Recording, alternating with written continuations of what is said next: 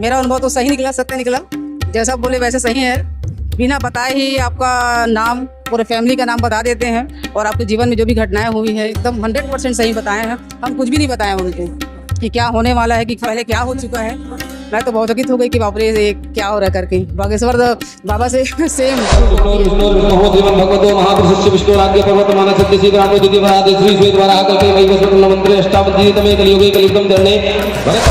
एक मुट्ठी से भूत और भविष्य दोनों अपने सत्य की बताने की सक्षमता रखते हैं।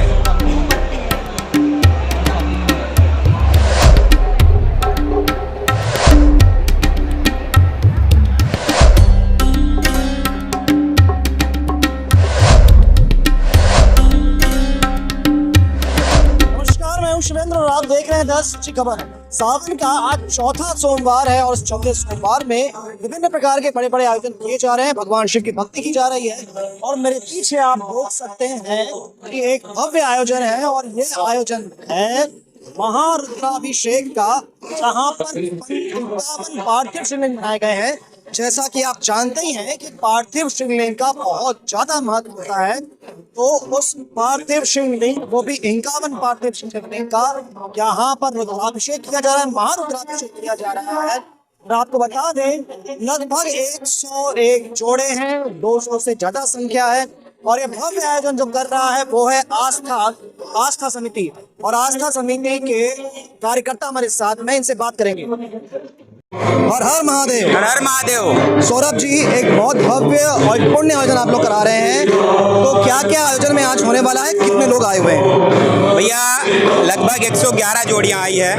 हम लोगों ने 51 जोड़ियों की व्यवस्था की थी, लेकिन देवादिदेव महादेव की कृपा ऐसी हुई कि भक्त लोग स्वयं से प्रेरित हुए। लगभग 111 जोड़ियां यहाँ बैठी हुई है और देवादिदेव महादेव की अपनी पूजा कर रहे हैं, अपनी मनवांछित फल के कामना के लिए। मैं देख रहा हूँ इस महा आयोजन के लिए, महारुद्राभिषेक के लिए जो महाराज जी आए हैं वो भी कुछ विशिष्ट हैं, जरा उनका परिचय दें। सिलियारी वाले बाबा, चाय वाले बाबा के नाम से प्रचलित हैं, जो कि न केवल छत्तीसगढ़ प्रदेश में अपितु संपूर्ण भारतवर्ष में चावल वाले बाबा या चाय वाले बाबा के नाम से प्रचलित हैं, जिनका केवल और केवल एकमात्र उद्देश्य अपने भक्तों की, अपने शिष्यों की सारी दुखों को हरने का काम करने का है। और वो अपने मतलब मेरी को जितनी जानकारी है, केवल चावल के एक मुट्ठी से भूत और भविष्य दोनों अपने सत्य की बताने की सक्षमता रखते हैं। और मैंने स्वयं अपना चावल दिखा के गुरुजी से अपना भविष्य जाना है, किस क्षेत्र में संघर्ष करना चाहिए और कैसा संघर्ष करना चाहिए। उनका आशीर्वाद ऐसा है कि केवल और केवल संघर्ष को पहले प्राथमिकता दो। निश्चित रूप से अगर संघर्ष का पर्याय सफलता है तो आज नहीं कल आपको सफलता मिलेगा। ऐसा गुरुदेव से नित्य निरंतर शिक्षा मिलते रहता है और बहुत ही सिद्ध पंडित हैं, जिनका आशीर्वाद आज नेहरू नगर स्थित इस राधा कृष्ण मंदिर में उपस्थित सभी भक्तों को मिलने जा रहा है। कार्यक्रम 11 बजे से आयोजन किया जाना था, लेकिन किन्हीं कारणों से कार्यक्रम विलंब हो गया, लेकिन गुरुजी का आगमन 11 बजे हो गया था। बहुत से शिष्यों ने गुरुजी का आशीर्वाद लिया। साथ ही साथ जैसे ही उनको ये जानकारी मिली कि गुरुजी चावल, एक मुट्ठी चावल से अपने भक्तों का भविष्य बताने की भी क्षमता रखते हैं, तो बहुत से भक्तों ने अपना भविष्य जाना और सभी प्रसन्न भी है। और बहुत सारे लोगों ने अभी लाइन लगा के रखा है कि गुरुजी का नंबर दीजिए, गुरुजी का परिचय बताइए कि कहाँ रहते हैं। तो ऐसे हमारी गुरुजी की महिमा है। अक्षत महोदय हमारे साथ में, चंद्रेश्वरी बांधे जी, हमने सुना है कि महाराज जी चावल से भूत भविष्य वर्तमान बताते हैं, आपका अनुभव कैसा रहा? हमारे आज गुरुदेव आए हैं हमारे यहाँ, तो मेरा अनुभव तो सही निकला, सत्य निकला। जैसा बोले वैसे सही है। बिना बताए ही आपका नाम, पूरे फैमिली का नाम बता देते हैं और आपके जीवन में जो भी घटनाएं हुई है एकदम 100% सही बताए हैं। हम कुछ भी नहीं बताए उनको कि क्या होने वाला है, कि पहले क्या हो चुका है। मैं तो बहुत चकित हो गई कि बाप रे ये क्या हो रहा है करके। बागेश्वर बाबा से सेम 2 कॉपी है एकदम, मतलब बाबा जी। मतलब हम ऐसा कह सकते हैं कि हमारे छत्तीसगढ़ में भी वैसी एक बाबा है, बागेश्वर बाबा जैसे। बागेश्वर बाबा है। मतलब आपका अनुभव 100% सच है? 100% एकदम सही है, मेरे आंखों के सामने है। मैं अभी 2 घंटा बैठी थी और जितने भी पूछे हैं वाकई में, नाम भी आप नहीं बताएंगे, आपका नाम भी बता देते हैं। आपका नाम ये है, आपके पिताजी का नाम ये है, आपके घर में इतने समय मृत्यु हुई है, इस डेट में हुई है, इस दिनांक में आप जन्म लिए, सब बता दे रहे हैं। ये आश्चर्यचकित बात है, समझ में नहीं आ रही है कैसे हुआ।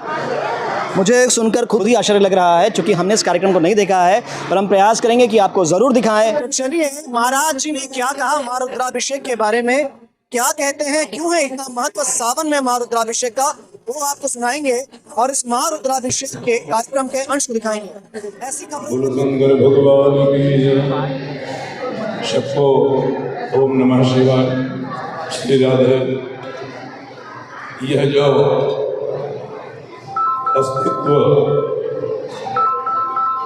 संस्थान सेवा समिति और जन सेवा फाउंडेशन भिलाई में आज राधा कृष्ण मंदिर में महारुद्राभिषेक का पुनित आयोजन किया गया है। और इस पुनित आयोजन को संवारने के लिए, धर्म को सजाने के लिए, सनातन को आगे बढ़ाने के लिए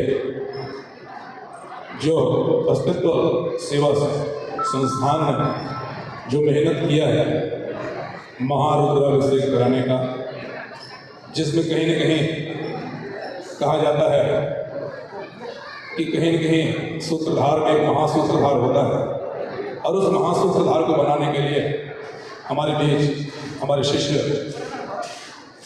राजनीति के क्षेत्र में बढ़ता हुआ कदम रखते हुए, सीढ़ी चढ़ते हुए श्री सौरभ जायसवाल जी, जिन्हें काफ़ी मेहनत करके यह महारुद्राभिषेक को संवारने के लिए काफ़ी दिनों से प्रयासरत थे।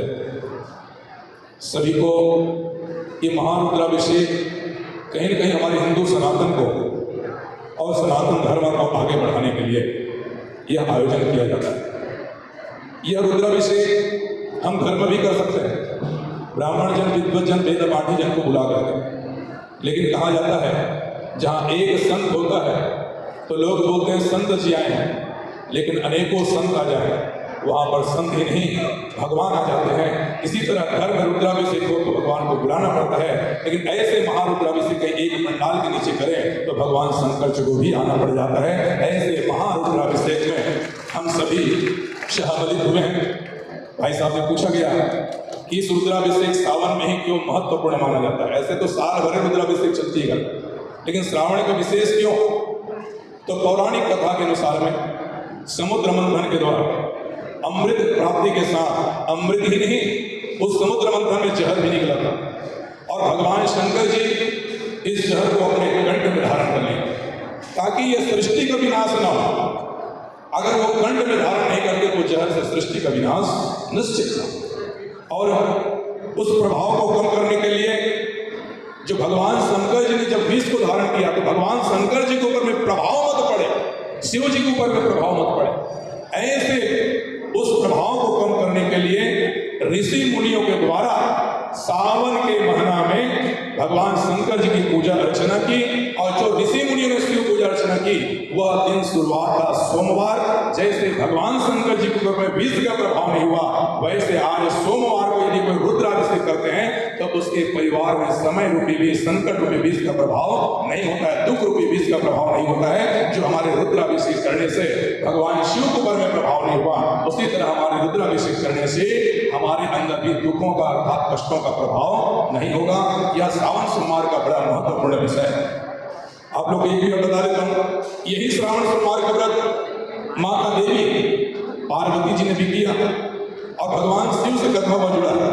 कहा जाता है पार्वती भगवान शिव को पति के रूप में पाने के लिए, आप लोग ध्यान से सुनिए, ये मत बोलना ये सोमवार की पूजा पति के पाने के लिए होता है। माता पार्वती ने पति को प्राप्त करने के लिए सोमवार के व्रत की, इसलिए उसको पति मिला। आप लोग जिस चीज को प्राप्त करने के लिए सोमवार के व्रत करेंगे वह चीज भी आप लोग को प्राप्त हो जाएगा, वह चीज भी आप लोग को प्राप्त हो जाएगा। आपकी मनोकामना किस रूप में धारण करती है ये हमारे जीवन को बताता है, और भगवान शिव ने उनको वरदान दिया। इसलिए श्रावण सोमवार का व्रत प्रभाव विषयों में सदियों से मनाए जा रहे हैं, और भगवान शिव से जुड़ा हुआ इस सोमवार का व्रत आदिकाल से नहीं बल्कि ऋषि काल से, दैव काल से चलते आ रहा है, जो कि हमारे लिए आज एक श्रद्धा का मान बना हुआ है, श्रद्धा का सम्मान रखती है। आप लोग को ये भी बता देता हूँ, यह जो श्रावण का महीना है, महाभारत और रामायण में भगवान शिव की उपासना सावन में जो पूजा करने के महत्व रामायण में भी है और महाभारत में भी है। शिव भक्ति और व्रत की महिमा विस्तृत रूप से वर्णन किया गया है। सोमवार का व्रत जो पूजा करते हैं उनके घर में कभी भी निरोगी काया ही पाया जाता है, रोगग्रस्त भी निरोगी हो जाते हैं और भक्तों में जीवन में सकारात्मक परिवर्तन आते हैं जीवन में। और इस व्रत के माध्यम से भगवान शिव की कृपा आशीर्वाद पाने के लिए, अपनी मनोकामना को पूर्ण करने के लिए यह व्रत को की जाती है, रुद्राभिषेक को की जाती है। और कहीं न कहीं यहाँ पर जितने लोग आए हैं रुद्राभिषेक करने के लिए, इसको सजग और श्रेष्ठ बनाने में समिति के बहुत बड़ा हाथ है। मैं आप लोग को एक ही चीज कहूँगा, आज सौरभ जायसवाल जी ने कल ही शाम को निवेदन किया और आज मेरे बेमेतरा में बहुत विशाल शिव मंदिर बना है, उसका ओपनिंग भी है। तो केवल प्रेम के चलते मैं यहाँ पर आया हूँ